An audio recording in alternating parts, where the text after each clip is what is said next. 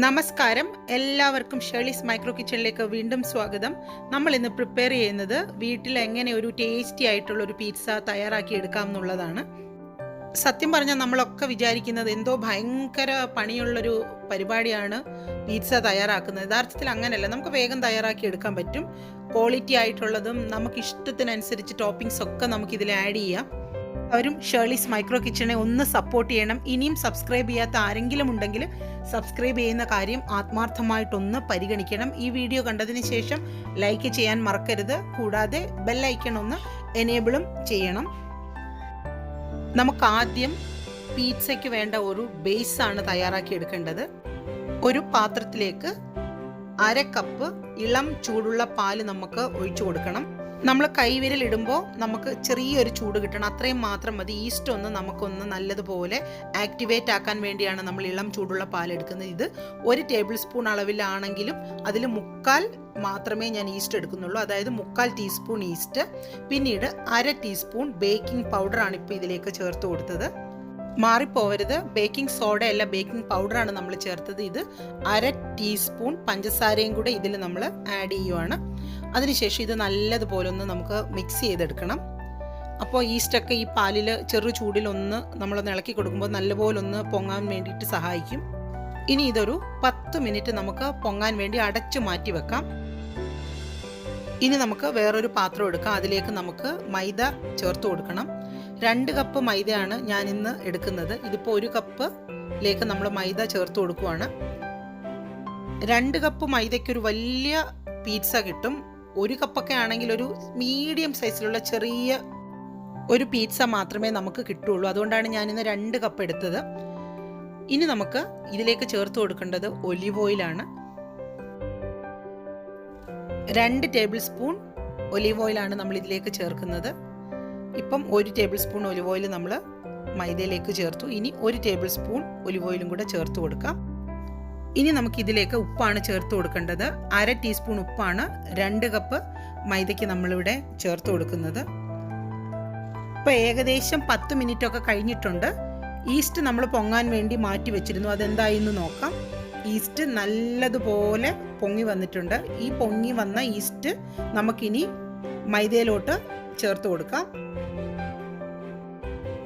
ഇനി ഇത് നമുക്ക് നല്ലതുപോലെ ഒന്ന് മിക്സ് ചെയ്തെടുക്കാം. ഒരു സ്പൂണോ സ്പാച്ചുലയോ ഉപയോഗിച്ചിട്ട് നല്ലതുപോലെ ആദ്യം ഒന്ന് മിക്സ് ചെയ്യണം. ഒരു 1-2 മിനിറ്റ് ഇങ്ങനെ മിക്സ് ചെയ്യുമ്പോൾ ഈസ്റ്റും മൈദ എല്ലാം നല്ലതുപോലെ ഒന്ന് യോജിച്ച് കിട്ടും നമുക്ക്. ഇപ്പോൾ ഇത് ഏകദേശം മിക്സ് ആയിട്ടുണ്ട്. അതിനുശേഷം നമ്മൾ കൈ ഉപയോഗിച്ചിട്ട് വീണ്ടും ഇത് നല്ലതുപോലെ ഒന്ന് മിക്സ് ചെയ്തെടുക്കാം. ഇങ്ങനെ മിക്സ് ചെയ്യുമ്പോൾ നമുക്ക് മാവ് പോലെ കുഴിഞ്ഞു കിട്ടില്ല. ഇതിലേക്ക് ഇനി നമ്മൾ ഒരു 1/4 കപ്പ് ചൂടുള്ള പാലും കൂടെ ചേർത്തിട്ട് വേണം ഇതിനി കുഴയ്ക്കാൻ. ഒന്നിച്ച് നമ്മൾ ഒഴിച്ചു കൊടുക്കണ്ട, കുറേശ്ശെ ഇങ്ങനെ ഒഴിച്ചിട്ട് നമ്മൾ ചപ്പാത്തി മാവിന് കുഴച്ചെടുക്കുന്നത് പോലെ കുഴച്ചെടുക്കണം. അതിനുശേഷം നമ്മൾ ഒരു 10 മിനിറ്റ് എവിടെയെങ്കിലും സ്വസ്ഥമായിട്ടിരുന്ന് വീണ്ടും ഇത് നല്ലതുപോലെ കുഴച്ചെടുക്കുക തന്നെ വേണം. എന്നാൽ മാത്രമേ നമ്മുടെ പിസ്സയുടെ ആ ബേസ് നല്ല സോഫ്റ്റായി കിട്ടുള്ളൂ. ഇപ്പോൾ ഞാൻ നല്ലതുപോലെ കുഴച്ചെടുത്തിട്ടുണ്ട്. 10 മിനിറ്റ് ഒക്കെ കഴിഞ്ഞു. ഇനി ഇതിൻ്റെ മുകളിൽ കുറച്ചൊരു ഒലിവ് ഓയിൽ നമുക്കൊന്ന് സ്പ്രെഡ് ചെയ്ത് കൊടുക്കാം. എന്നിട്ട് ഇത് നല്ലതുപോലെ അടച്ച് ഒരു 1.5 മണിക്കൂർ നമുക്കിത് മാറ്റി വെക്കണം. ഇപ്പോൾ 1.5 മണിക്കൂറിന് ശേഷം ഞാൻ ആ പാത്രം ഒന്ന് തുറന്ന് നോക്കുവാണ്. എങ്ങനെയാണ് നമ്മുടെ മാവ് ഇരിക്കുന്നതെന്ന് നോക്കാം. നല്ല പോലെ പൊങ്ങി അത് ഡബിൾ ആയിട്ടുണ്ട്. നിങ്ങൾക്കിപ്പോൾ കാണാൻ പറ്റുന്നുണ്ടല്ലേ. ഇനി ഇത് വീണ്ടും കൈകൊണ്ട് ഒന്നും കൂടെ നമുക്കൊന്ന് മിക്സ് ചെയ്തെടുക്കാം. അതിനുശേഷം നമുക്കിത് പരത്തിയെടുക്കണം. കൈകൊണ്ട് വേണമെങ്കിൽ നമുക്കിത് പരത്തിയെടുക്കാം. പിസ്സ ബേസിൽ വെച്ചിട്ട് കൈകൊണ്ട് ചെയ്യാം. പക്ഷേ കൈകൊണ്ട് കുറേ സമയം എടുക്കുന്നതുകൊണ്ട് ഞാൻ ആദ്യം ഒന്ന് ഇങ്ങനെ നമ്മുടെ ചപ്പാത്തിയൊക്കെ പരത്തുന്ന ആ പലകയിൽ വെച്ചിട്ട് ഇങ്ങനെ ഒന്ന് പരത്തിയെടുത്തതിന് ശേഷമാണ് ഞാൻ പിന്നീട് ആ ബേസിലോട്ട് വെക്കാറുള്ളൂ. അത് നിങ്ങളുടെ ഇഷ്ടമാണ്. നിങ്ങൾക്ക് കൈകൊണ്ട് പെട്ടെന്ന് പരത്തിയെടുക്കാൻ പറ്റുമെങ്കിൽ അങ്ങനെ ചെയ്യുന്നതിൽ ഒരു കുഴപ്പമില്ല. ഇപ്പം ഞാൻ പിസ്സയുടെ ബേസിലേക്ക് നമ്മൾ പരത്തിയ മാവ് വെച്ചിട്ടുണ്ട്. അതിനുശേഷം ഒരു ഫോർക്ക് കൊണ്ട് നമ്മളിങ്ങനെ ചെറുതായിട്ടൊന്ന് എല്ലാ ഭാഗത്തും ഒന്ന് കുത്തി കൊടുക്കണം. അപ്പം നമ്മൾ പിസ്സ സോസൊക്കെ ഇതിൻ്റെ മുകളിലോട്ട് ഇങ്ങനെ പരത്തുമ്പോൾ ഉള്ളിലേക്കൊന്ന് കയറാൻ വേണ്ടിയിട്ടാണ് ഇങ്ങനെ നമ്മൾ ചെയ്യുന്നത്. ഞാനിന്ന് റെഡിമെയ്ഡായിട്ട് കടയിൽ നിന്ന് വാങ്ങിയ പിസ്സ സോസാണ് യൂസ് ചെയ്യുന്നത്. നിങ്ങൾക്ക് പിസ്സ സോസ് വീട്ടിൽ തയ്യാറാക്കി എടുക്കാൻ പറ്റും. അങ്ങനെ ചെയ്യാൻ ഇഷ്ടമുള്ളവർക്ക് അത് ചെയ്യാം. ഞാനിപ്പം എല്ലാ ഭാഗത്തും ഒന്ന് നന്നായിട്ട് സോസ് ഇങ്ങനെ ഒന്ന് ആഡ് ചെയ്ത് കൊടുത്തിട്ടുണ്ട്. ഇനി ഇതിൻ്റെ മുകളിലേക്ക് മോസറല്ല ചീസാണ് സ്പ്രെഡ് ചെയ്ത് കൊടുക്കുന്നത്. ഒരുപാട് ഓവറായിട്ട് നമ്മൾ ഇടണ്ട, എന്നാലും എല്ലാ ഭാഗത്തും വരത്തക്കവണ്ണം നമ്മളിത് സ്പ്രെഡ് ചെയ്ത് കൊടുക്കണം. നമ്മൾ വീട്ടിൽ പിസ്സ പ്രിപ്പയർ ചെയ്യുമ്പോൾ നമുക്ക് ഇഷ്ടമുള്ള ടോപ്പിങ്സ് കൊടുക്കാം, അത് നമ്മുടെ മാത്രം ഇഷ്ടമാണ്. നല്ല കനം കുറച്ച് അരിഞ്ഞെടുത്ത കുറച്ച് സവാള ഞാനിങ്ങനെ സ്പ്രെഡ് ചെയ്ത് കൊടുത്തിട്ടുണ്ട്. ഇത് ക്യാപ്സിക്കമാണ്. ക്യാപ്സിക്കം ഇതുപോലെ നമുക്ക് ചേർത്ത് കൊടുക്കാം. ഒലിവ് ചേർക്കണമെങ്കിൽ അങ്ങനെ ചേർക്കാം. ഇത് ചിക്കനാണ്. ഉപ്പും കുരുമുളകും ഇട്ട് കുക്ക് ചെയ്ത് വെച്ചിട്ട് ചെറിയ പീസസ് ആക്കി മുറിച്ചിട്ട് സ്പ്രെഡ് ചെയ്ത് കൊടുത്തിട്ടുണ്ട്. ഇത് കുറച്ച് കൊഞ്ചാണ്, അതും ഇതുപോലെ തന്നെ ഉപ്പും കുരുമുളകും ഇട്ട് വേവിച്ചിട്ട് ചെയ്തതാണ്. ഇത് ഒരു സോസേജാണ്, ചെറുതായിട്ട് മുറിച്ചിട്ട് ഞാൻ അതിൻ്റെ മുകളിലേക്ക് സ്പ്രെഡ് ചെയ്ത് കൊടുക്കുവാണ്. ഇനി നമ്മൾ ലാസ്റ്റ് ചേർത്ത് കൊടുക്കുന്ന ഇൻഗ്രീഡിയൻറ്റ് ചെഡാർ ചീസാണ്. അത് നമുക്കിതിൻ്റെ മുകളിലേക്ക് ഒന്ന് ഗ്രേറ്റ് ചെയ്തോ എങ്ങനെ വേണമെങ്കിലും ഇട്ട് കൊടുക്കാം. എന്നാൽ മാത്രമേ നമ്മുടെ പിസ്സ കട്ട് ചെയ്യുമ്പോൾ നമുക്കിങ്ങനെ ചീസ് ഇങ്ങനെ ജ്യൂസി ആയിട്ട് വലിഞ്ഞ് കിട്ടുള്ളൂ.